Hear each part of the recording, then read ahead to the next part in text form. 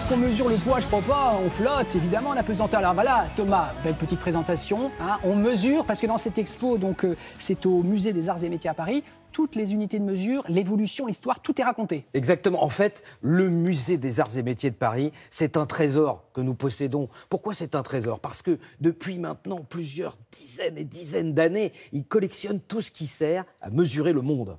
Entre autres. Oui. Donc, vous avez les plus vieilles balances, vous avez les plus vieux thermomètres, vous avez tous les plus vieux instruments qui sont là depuis qu'on a essayé de quantifier ce qu'on a dans l'air. Alors, c'est très intéressant parce que vous avez les 7 mesures principales internationales. On ne les connaît pas. Bon, on dirait, alors au hasard, évidemment, il y en a qu'on connaît. Bon, le mètre, oui. Le kilogramme, ok. Mais ensuite, vous avez l'ampère, vous avez la seconde, vous avez le Kelvin, vous avez la mole pour la quantité de matière et la candela pour l'intensité lumineuse.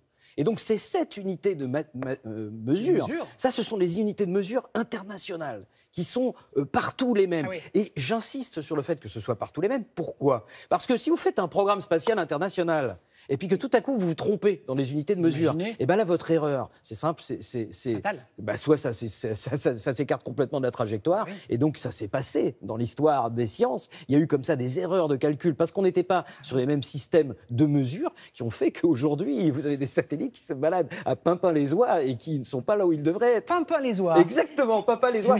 C'est du côté, voilà, c'est du côté de la ceinture de oui. Kishpala. Très bien. Exactement. Il est fort en impro. Donc on vous a fait la visite guidée, évidemment, et vous allez y voir tout de suite plus clair, d'autant plus que vous pouvez procéder à des mesures vous-même dans l'exposition. Bienvenue au Musée des Arts et Métiers à Paris. Alors, un compas, 1 mètre dans la poche, vous l'avez compris, direction l'expo sur mesure.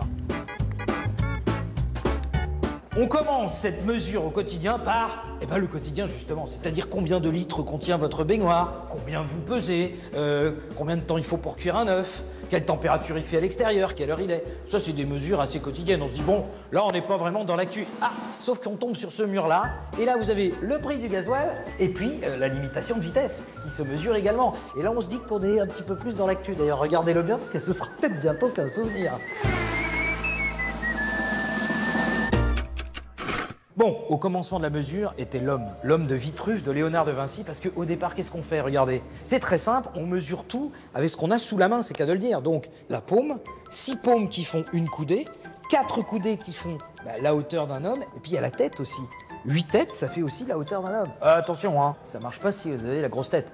Et puis, en 1789, terminé, on a inventé le mètre. Et donc, on arrive au mètre étalon international. Un siècle après, on est en 1889. En fait, faut pas le dire, mais il mesure 102 cm. Tiens, au fait, est-ce que vous savez mesurer un mètre? Au pif. Eh bien, c'est très simple. Vous prenez l'empan de votre main, moi j'en prends 4 et tac, vous mettez la boîtier ici, vous appuyez pour voir la valeur. 101 cm. Oh, cette classe. Ça, c'est du pif. C'est du pif au mètre. Évidemment, dans les objets de mesure, il y a les balances. Vous avez la balance, par exemple, la monnaie, qui trie les différentes monnaies. Vous avez des balances qui font la différence entre l'or et l'argent. Vous avez la fameuse balance à légumes traditionnelle. Et puis, vous avez la balance des balances. Ça, c'était les mines qui allaient inspecter les poids chez les commerçants pour vérifier qu'un kilo fasse bien un kilo et non pas 950 grammes. Et qu'est-ce qui se passait si c'était, par exemple, 950 grammes? Ah bah là, direct, on vous balance. Hein. Moi, je m'en balance. Et pour terminer, la machine à tester les éthylomètres. Alors ça, c'est la gendarmerie qui envoie tous ces éthylomètres dans ce labo secret pour les vérifier. Et là, qu'est-ce qu'il fait le gars? Il branche le tuyau et puis il souffle dedans. Très fort. Et il regarde pour voir si c'est juste. Bah non, évidemment, ça se passe pas comme ça. On branche les tubes dans une machine à boire. Rigolez pas, c'est comme ça qu'elle s'appelle. En fait, elle fabrique des vapeurs d'alcool et donc toujours évidemment le même degré. Et là, on teste les éthylomètres. Et donc s'il est bon, on lui colle une petite étiquette verte. Et c'est parti, c'est bon pour le service. Et c'est une question de précision. Et je vous rappelle qu'il faut toujours consommer avec de la mesure. L'alcool, non, mais l'eau fraîchonneuse, oui.